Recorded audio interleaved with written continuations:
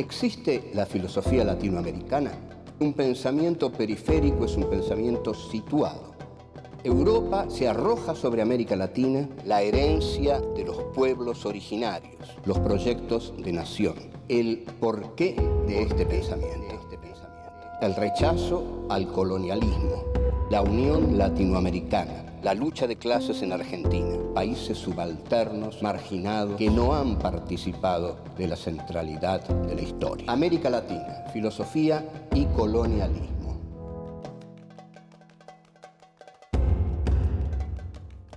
Encuentro 6. La Revolución Mexicana. 1. Tierra y libertad. 2. La rebelión y la afirmación de sí. 3. Pensamiento y praxis. 4. Revolución y después.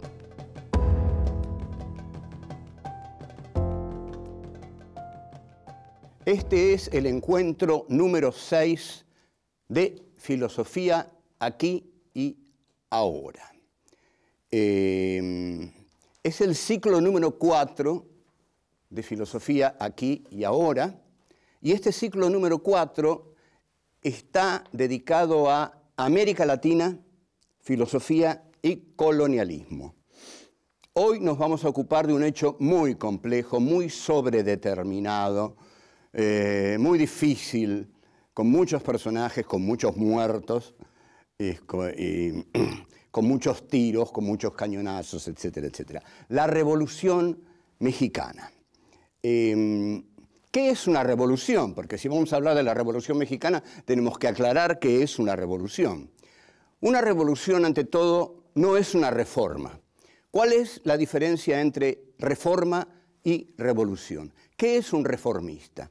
Un reformista es un tipo que quiere cambiar de un determinado sistema algunos de sus aspectos. ¿Qué es un revolucionario? Un revolucionario es alguien que quiere cambiar la totalidad del sistema. Esa es la diferencia. Digamos que el cambio de la particularidad corresponde al reformista. El cambio de la totalidad corresponde al revolucionario. La Revolución Mexicana se propuso cambiar la totalidad de las relaciones de poder en México. Eso se propusieron sus líderes, eso se propuso el pueblo que acompañó a esos líderes. Cambiar el régimen de propiedad de la tierra que estaba, como siempre, y como sigue estando, en manos de los grandes terratenientes.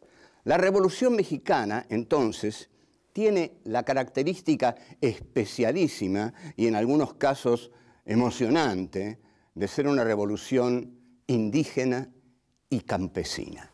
O sea que en México los indígenas, los pueblos originarios, tienen un protagonismo fundamental en la Revolución Mexicana.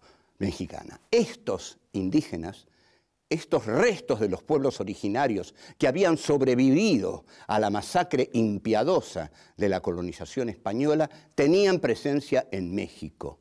Y como tenían presencia en México, habían pasado de la masacre española y de la esclavización española a la esclavización de los terratenientes mexicanos. Triste destino el de los pueblos originarios en general en América Latina.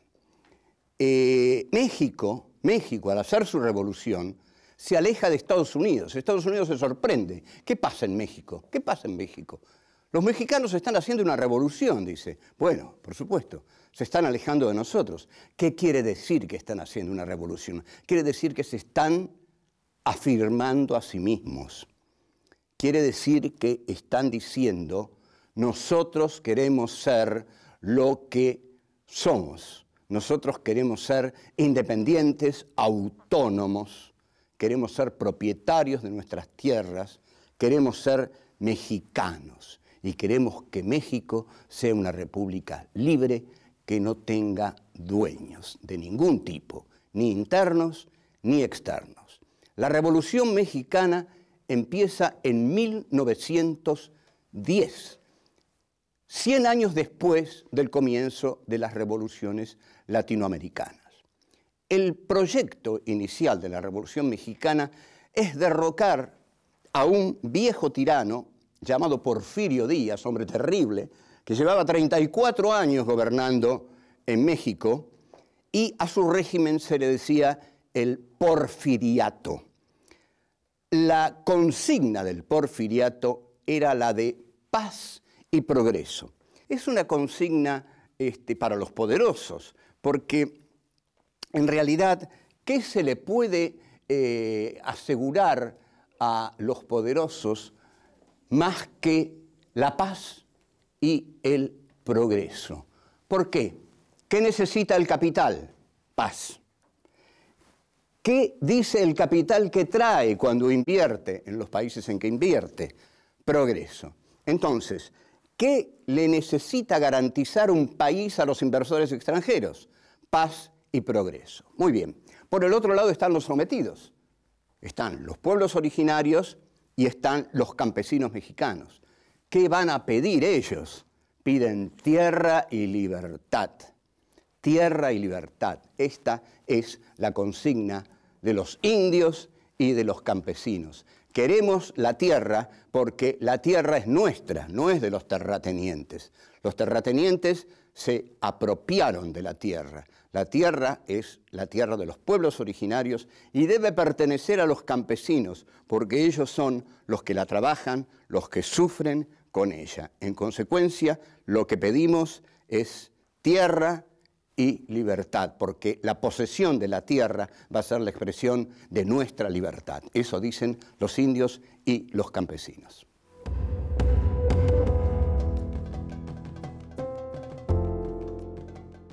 Pero hay que levantarse en armas contra el régimen de Porfirio Díaz, porque Porfirio Díaz tenía mucho poder, tenía muchos soldados y tenía muchas armas. Entonces es Francisco Madero el que se levanta en armas contra Porfirio Díaz. Ahí está entonces Francisco Madero acosando al porfiriato a través de la lucha armada. El porfiriato pierde esta batalla y Francisco Madero derrota a Porfirio Díaz y al derrotarlo a Porfirio Díaz, ¿qué es lo que hace? Bueno, lo que hacen todos los triunfadores, asumen el poder, asume la presidencia. O sea que ahora lo tenemos dentro de la Revolución Mexicana a Francisco Madero como presidente. Esto no gusta a los campesinos, porque no les gusta Madero, un hombre aparentemente más unido al poder burgués, terrateniente, y asimismo también guarda que eso es una tendencia muy grande en los líderes, que a los verdaderos intereses populares. Entonces, en la localidad de Morelos, se levanta en armas un gran caudillo popular, uno de los más grandes caudillos populares que dio América Latina, Emiliano Zapata.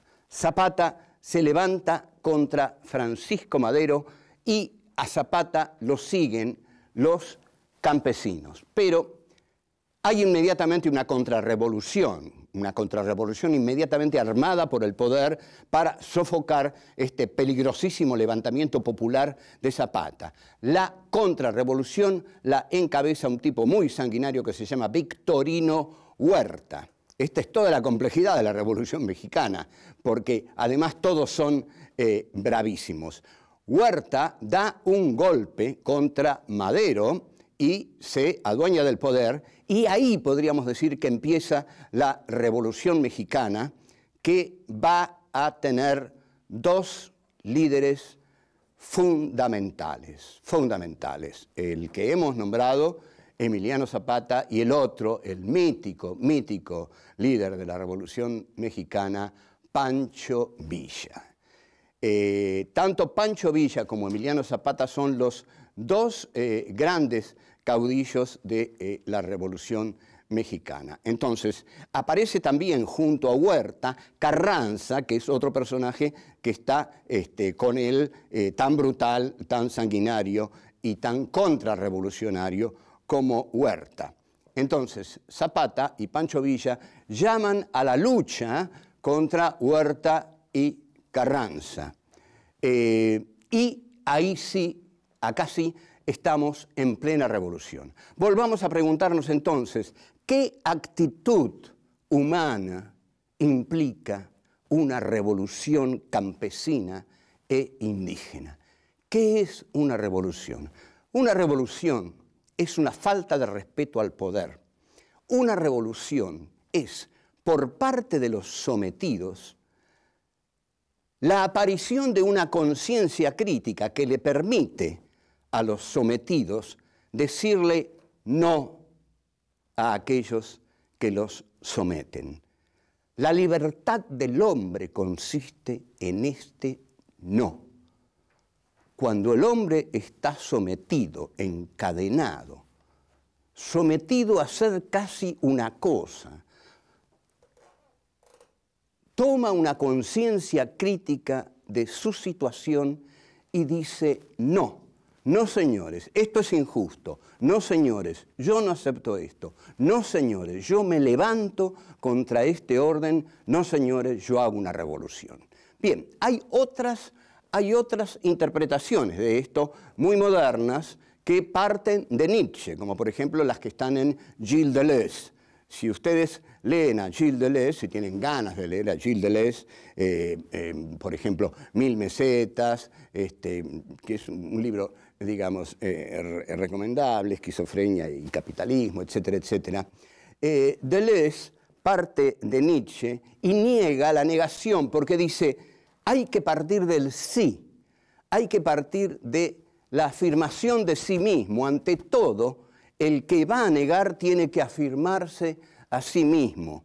Pero lo que yo le critico a Deleuze y a Nietzsche, o lo que Deleuze no quiere ver en Nietzsche, es que para Nietzsche la afirmación de sí es la de los aristócratas.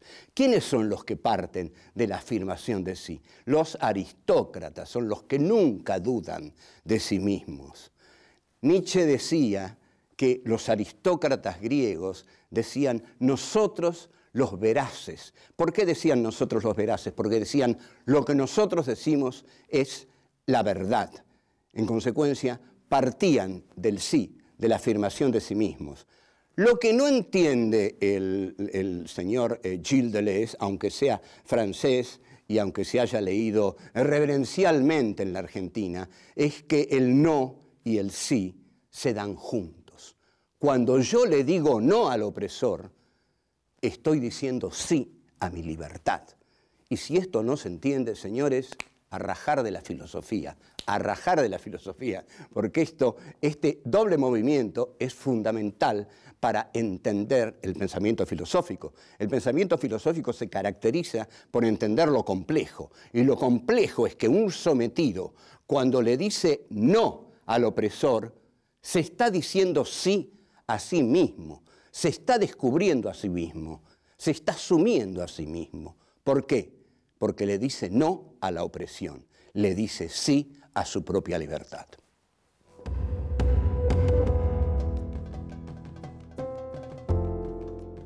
El levantamiento zapatista es multitudinario. Al ser multitudinario, Zapata logra tener toda una zona de México bajo su dominio revolucionario. Al tenerla bajo su dominio revolucionario, lo que comienza a tomar son medidas revolucionarias. Crea entonces juntas revolucionarias y comisiones agrarias encargadas del nuevo reparto de las tierras. Se sancionan entonces las nuevas leyes agrarias y se ocupan las tierras de los terratenientes. Esto es una revolución, es decir, la propiedad privada es inalienable, es intocable para el capitalismo, es sagrada. En Hegel, la propiedad privada es la objetivación de la libertad. Entonces, imaginen ustedes el insulto al propietario privado y a la objetivación de su libertad que indios y campesinos le ocupen sus tierras. Pero esas tierras son ocupadas y hay confiscación de esas tierras y hay reparto de esas tierras entre los pobres, la tierra para los pobres. Aquí hay filosofía, aquí hay pensamiento latinoamericano, todo esto es pensamiento latinoamericano. Quizás el pensamiento latinoamericano tenga la característica de que se ha desarrollado a través de la praxis, a través de la acción, y no tanto a través de una literatura escrita. Estas leyes agrarias del zapatismo son ideas, son ideas. Aquí hay ideas. Aquí quizás hay una realización de ideas de cierto marxismo del siglo XIX que se encarnan en las leyes zapatistas. Por ejemplo, la tierra es para el campesino que la trabaja. Esta es una convicción profunda del zapatismo. Zapata, a su vez, crea un plan, crea el llamado Plan de Ayala. Ustedes observen que también se escriben las ideas. El Plan de Ayala no está en el aire. El Plan de Ayala está escrito y constituye un hecho histórico en el pensamiento latinoamericano, el Plan de Ayala. Este Plan de Ayala, además, está respaldado por la acción militante de campesinos y de indios y constituye fundamentalmente el proyecto de restituir las tierras y las aguas a los pobres, a los que la trabajan, a los indios, a los campesinos, a las comunidades originarias que han sido arrasadas desde 1492, aciago día en que Colón puso sus pies en América Latina. Estas leyes del zapatismo hacen pensar que hay un pensamiento latinoamericano, es decir, hacen pensar, evidencian que hay un pensamiento latinoamericano y que este pensamiento en México, en la Revolución Mexicana, se ha dado en la acción, porque está sostenido por ejércitos revolucionarios. Ustedes observen que es un pensamiento sostenido por la praxis, lo cual nos hace acordar mucho a la Comuna de París de 1871, que fue aplastada por Thiers, francés, y por la Prusia de Bismarck, que suspendieron la guerra entre ellos para aplastar la Comuna de París. Bueno, volvemos a México. ¿Qué hacen los hacendados? Los hacendados no se quedan cruzados de brazos. Los hacendados inmediatamente arman guardias armadas, o sea, escuadrones de la muerte. Estos escuadrones de la muerte tienen por misión ir recorriendo los campos e ir matando a todos los campesinos e indios que encuentren. Se desata una terrible guerra civil con matanzas de los dos lados. No hay piedad de ninguno de los dos lados. No hay ni uno solo de los dos lados que no haya cometido atrocidades en la Revolución Mexicana. Así, Zapata cae muerto en 1919.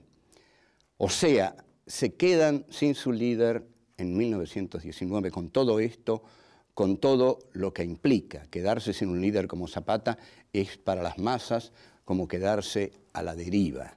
Y en 1923 es asesinado en Barral Pancho Villa.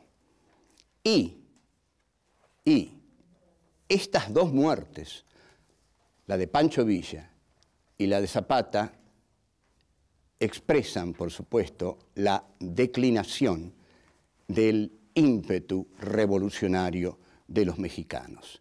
Esto también debe hacernos entender que en determinado momento las masas ponen su fe en determinados líderes, porque estos líderes saben representarlas y pelean junto a ellas y arriesgan su vida junto a ellas y mueren junto a ellas, como Pancho Villa y Emiliano Zapata, ejemplos de líderes revolucionarios que dieron su vida y murieron junto a los pueblos que representaban.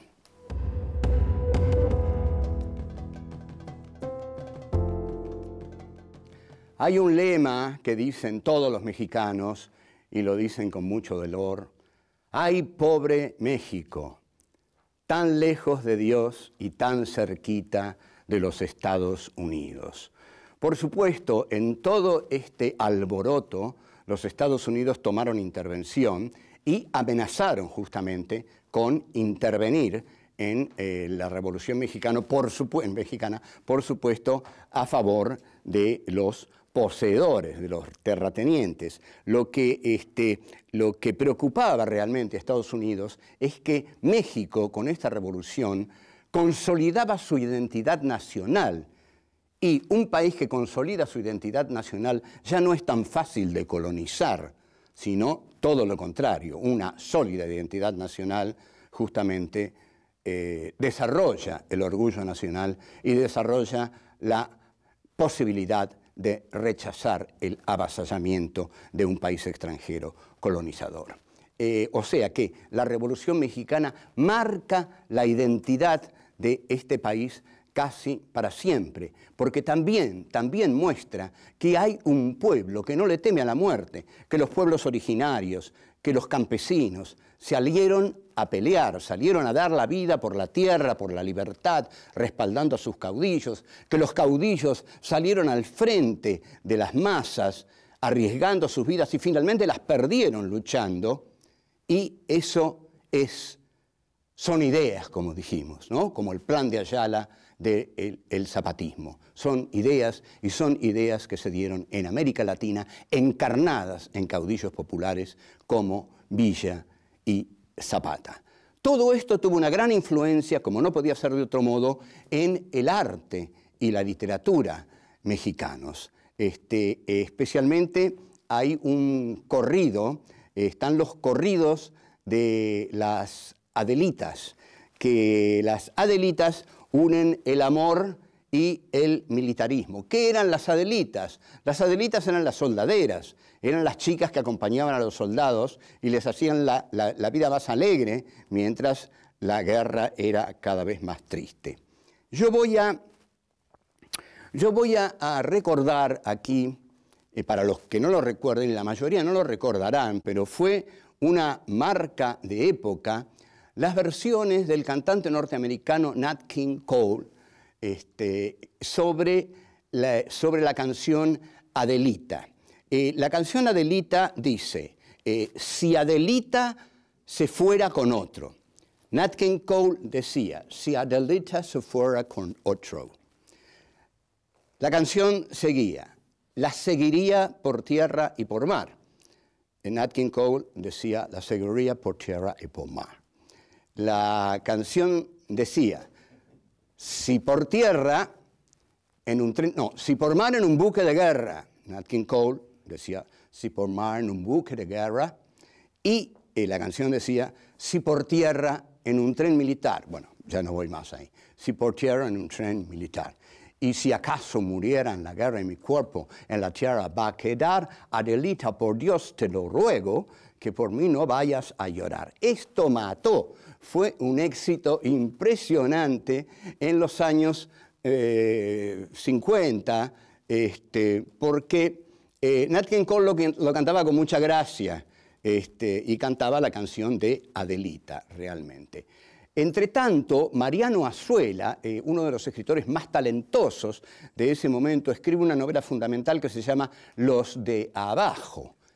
Los de Abajo, y expone los ideales de los de abajo, expone los ideales de los campesinos y de los pueblos originarios. Se les reprocha a los luchadores de la Revolución Mexicana que no tenían ideología, pero esto es un disparate total, porque un movimiento que se propone expropiar la tierra a los terratenientes, caramba, si eso no es ideología, díganme qué es ideología. Entonces, los norteamericanos, como nunca están, el cine de Hollywood nunca está alejado de estas cosas, en 1952 hace una meritoria película dirigida por un notable director, Elia Kazan, que luego fue un buchón del macartismo, protagonizada por Marlon Brando y Jim Peters y Anthony Quinn, que hacía el hermano de Zapata. Brando hacía Zapata y Jean Peters, su mujer. Jean Peters era una actriz de esa época que luego se casó con Howard Hughes, un ultramillonario y totalmente piantado norteamericano. Se le reprocha a la película que hace de Zapata un héroe purísimo, sin contradicciones, cuando en realidad Zapata, si había que matar a 1000 tipos, los mataba, lo mismo que los del otro lado. Ya dijimos que la Revolución Mexicana fue un hecho cruento, donde hubo atrocidades de ambas partes. Ahora bien, ¿qué pasa con la Revolución Mexicana? Con la Revolución Mexicana lo que pasa es lo que pasa con muchas revoluciones. Se la congela, se la mete en un museo. Si usted va a México, los guías de turismo lo van a llevar al Museo de la Revolución Mexicana. Y usted no va a poder creer que Zapata y Pancho Villa están en un museo.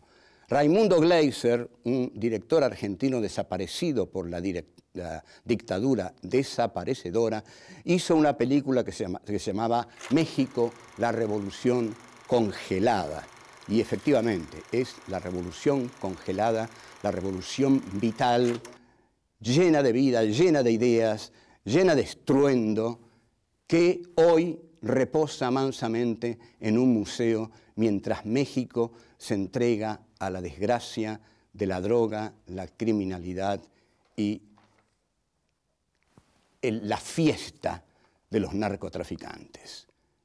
Lamentablemente esta es la realidad, pero la revolución existió y todo lo que existió, ojo, puede volver. Chao, hasta luego, nos vemos. Y lo complejo es que un sometido, cuando le dice no al opresor, se está diciendo sí a sí mismo, se está descubriendo a sí mismo. Pancho Villa y Emiliano Zapata, ejemplos de líderes revolucionarios que dieron su vida y murieron junto a los pueblos que representaban.